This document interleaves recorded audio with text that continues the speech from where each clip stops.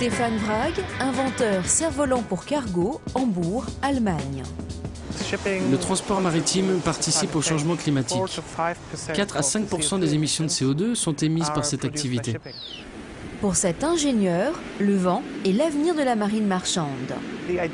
L'idée m'est venue quand j'avais 14 ans. Je jouais avec un cerf-volant sur la plage et la force du vent était énorme. Alors que le lendemain, avec le même vent, je n'avançais presque pas à bord de mon dériveur. Alors je me suis dit, pourquoi ne pas mettre un cerf-volant sur un bateau? Et c'est comme ça que j'ai lancé SkySails à la fin de mes études. Une start-up qui conçoit pour la première fois au monde un cerf-volant pour tracter un bateau. Notre premier test s'est déroulé en 2001 avec une embarcation de 3,5 mètres.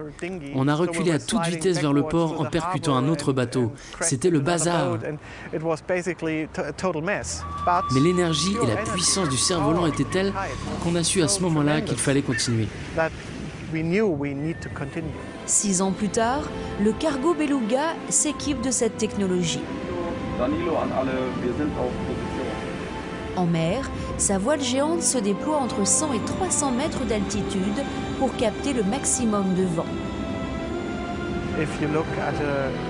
Si vous regardez un cargo de 10 000 tonnes, il consomme 14 tonnes de fuel par jour. Alors, si vous en économisez 10 à 20%, ça fait beaucoup d'argent.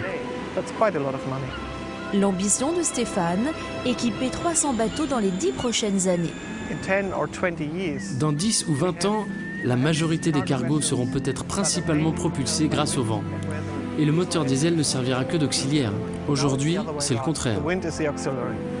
Alors, prêt à inverser la vapeur sur tous les océans ?